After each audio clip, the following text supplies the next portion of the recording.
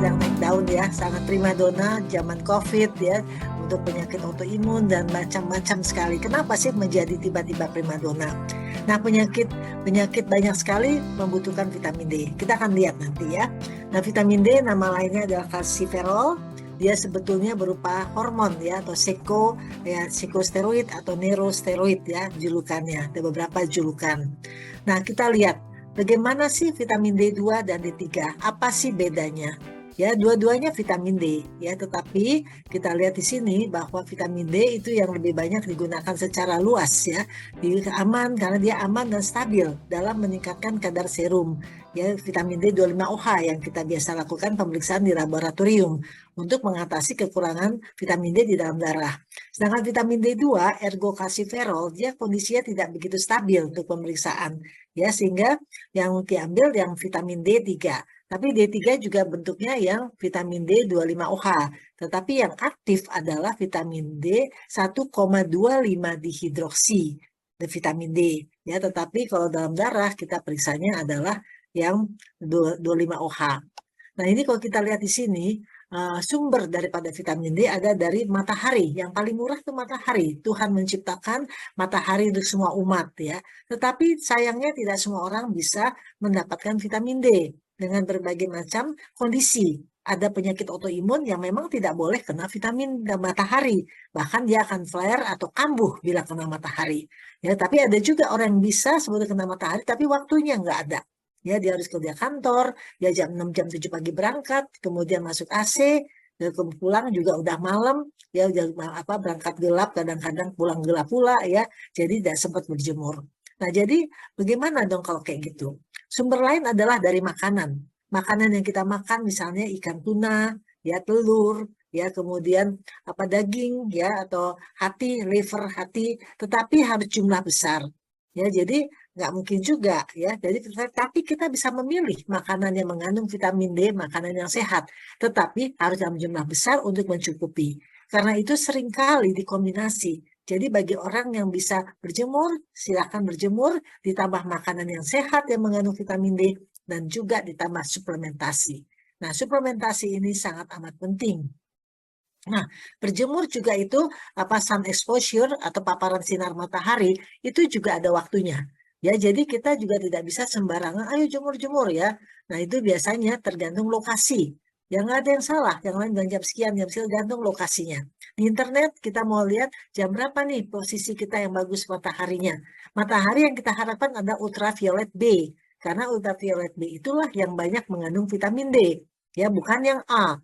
Ya, misalnya ada yang berjemur jam 8 sampai 9, ada yang jam 11 sampai jam 2, ya, tetapi tidak usah lama-lama, 10 menit saja. Ya, karena apa? Karena nanti takutnya jadi lebih kulit menjadi lebih melasmanya, atau yang takutkan ada kanker kulit atau skin cancer ya. Karena kalau terlalu lama jadi artinya karsinogenik ya, kita harus berhati-hati.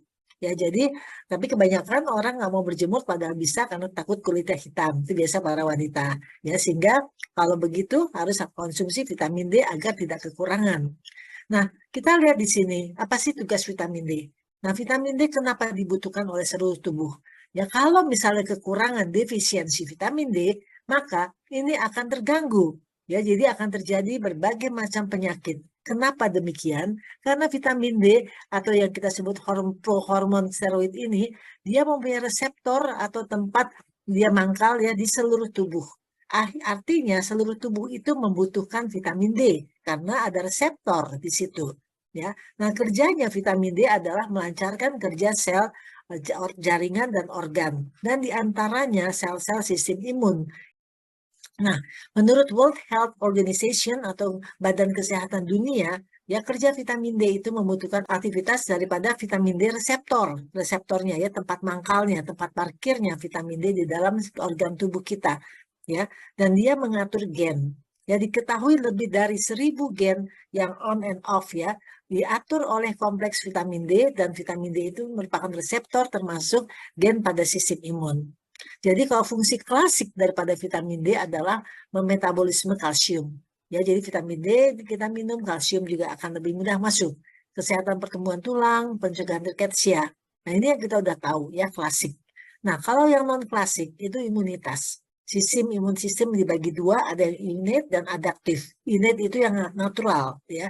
Adaptif yang didapat. Nah, juga fungsi yang non-klasik dia menurunkan risiko autoimun dan keparahannya. Jadi pada penyakit autoimun yang parah itu vitamin D-nya rendah. Nah, metabolisme seluler di hampir seluruh sel tubuh. Terus regulasi sitokin pro dan antiinflamasi, penyakit inflamasi, terus neuropsikiatrik ya, kanker dan yang lain-lainnya. Itu bisa terjadi kalau kekurangan vitamin D. Faktanya gimana? Prevalensi insufisiensi dan defisiensi vitamin D terus meningkat. Sekitar lebih dari setengah populasi dunia memiliki kekurangan atau yang kita sebut defisiensi vitamin D. Nah, rata-rata kadar vitamin D di orang Indonesia kurang dari 20 nanogram per mililiter. Itu satuannya adalah nanogram per mililiter. Nah, biasanya terjadi defisiensi pada anak-anak 2-12 tahun 94%. Pada wanita 18-40 tahun 63%. Wanita hamil 61,25%. Dan pada orang usia lanjut atau lansia di atas 60 tahun 78% kekurangan vitamin D. Jadi kita lihat ya, ayo kalau normal itu sufisiensi ya, kata-kata lainnya sufisiensi 30 sampai 100 ya nilainya. Kita harapkan yang bagus itu di atas 50. Ya, kalau potensi toksik itu keracunan di atas 100 nanogram per mililiter. Kita tidak mengharapkan di atas 100. Tapi di luar negeri banyak mengatakan normalnya itu 150. Mereka pakai patokan 150. Jadi mereka 120, 130. Tapi kita bilang kita di Indonesia. Ya, berat badan Indonesia dengan bobot luar negeri kan berbeda. Ya, jadi kita ikuti saja yang di Indonesia. Kalau insufisiensi itu artinya rendah tetapi tidak parah, yaitu antara 20 sampai 30. Tapi kalau di bawah 20 itu baru defisiensi, sangat amat kurang. Ya, karena itu kita bagusnya melakukan pemeriksaan untuk menentukan dosis yang tepat dengan monitoring dokter. Jadi kita ke laboratorium, kita cek vitamin D dalam darah, sehingga kita bisa memulai. Tetapi tentu harganya memang kadang-kadang ada yang mahal laboratorium, sehingga orang, aduh nggak usah deh, berapa deh saya minum aja gitu ya. Jadi kalau di Badan POM itu 4.000 untuk daily, ya untuk hari-hari 4.000 international unit. Karena kalau udah 5.000 udah masuk pengobatan. Nah, penyebab defisiensi vitamin D karena kurangnya paparan sinar matahari, misalnya gaya hidup, ya pakai di AC terus, ya keluar mobil AC, masuk ruangan AC, dan perawatan rumah sakit, budaya berpakaian, misalnya yang baju muslim kan kita rata-rata ketutup, ya itu juga sulit untuk matahari menembus. Pengguna pelindung kulit tabir surya faktor 30 menurunkan sintesis vitamin D di kulit hingga lebih dari 95%. Ya, jadi kan ada yang ada 30%, 50%, 30% aja itu yang untuk tabir surya ya itu sudah bisa menentukan sintesis vitamin D. Individu berkulit gelap ya itu karena banyak pigmen, dia memerlukan waktu panjang 3-5 kali lebih lama. Jadi sinar matahari lebih sulit masuk pada yang kulitnya gelap karena pigmennya banyak, terhalangi oleh pigmen. Usia juga demikian, makin usia juga semuanya lebih lambat ya kondisinya. Penyakit kronis juga berarti dia agak jarang berjemur, obesitas ya, genetik ya, asupan vitamin D yang rendah ya, sindrom malabsorpsi, kemudian chronic granuloma forming disorder, penyakit-penyakit lain ya, yang memang penyerapan vitamin D-nya jadi susah. Nah, ini vitamin D dengan penyakit diabetes, penyakit kencing manis ya. Ini ada penelitian meta-analisis total 4.896 subjek, ya banyak ya, menunjukkan suplementasi vitamin D untuk mencapai minimal 40 nanogram per mililiter untuk menurunkan risiko diabetes. Ya, jadi progresivitas diabetes dan juga meningkatkan perbaikan normal glikemia. Jadi artinya vitamin D ini minimal harus mencapai 40 nanogram per mililiter supaya dia mempunyai nilai proteksi. Ya, supaya diabetesnya tidak berjalan progresivitas, tidak progres, tidak berkelanjutan. Ya, dan juga meningkatkan perbaikan normoglikemia, perbaikan kadar gula darah. Ya, tapi harus minimal 40. Jadi kalau kita cek di laboratorium berapa sih kadar vitamin D kita masing-masing. Saya dulu cuma 7 ya. Jadi rendah sekali, makanya cepat capek, cepat lelah, cepat sakit sendi. Ya, jadi kita berikan vitamin D secukupnya sampai akhirnya bisa mencapai di atas 50. Karena harapan kita memang di atas 50 itu akan stabil ya, sehingga kalau terkena penyakit itu diharapkan tidak terlalu berat. Nah, vitamin D sekarang ada yang 5.000, ID 5.000 itu yang sudah ada di Indonesia. Ya, bagaimana dengan diabetes neuropati? Ya, jadi ini ada satu penelitian ya bahwa tambahan vitamin D 5.000 international unit, atau dalam hal ini mereka memakai penelitiannya dengan HID 5.000 pada terapi standar penyakit diabetes neuropati. Neuropati itu artinya seringkali kayak kesemutan, kayak baal, nggak terasa gitu ya. Nah, itu signifikan menurunkan nyeri ya, kemudian juga angka kesakitan dan memperbaiki mood serta kualitas tidur daripada pasien diabetes neuropati. Nah, bagaimana dengan vitamin D dan diabetes neuropati? Ya, neuropati itu nggak terasa ya, kadang-kadang kesemutan, ya gangguan dari saraf ya. Nah, itu tambahan terapi vitamin D dalam hal ini penelitiannya dengan Heidi pada terapi standar diabetes, ternyata dia juga menurunkan nyeri, menurunkan angka kesakitan, dan memperbaiki mood serta kualitas pada pasien diabetes neuropati. Jadi artinya vitamin D sangat-sangat dibutuhkan. Nah, berdasarkan keputusan Kepala Badan Pengawas Obat BPOM ya, bahwa vitamin D3 1.000 sampai 4.000 international unit masuk ke dalam suplemen. Jadi artinya bisa beli bebas ya. Vitamin D memiliki rentan keamanan yang cukup luas dengan no observed adverse effect level adalah 10.000 international per hari.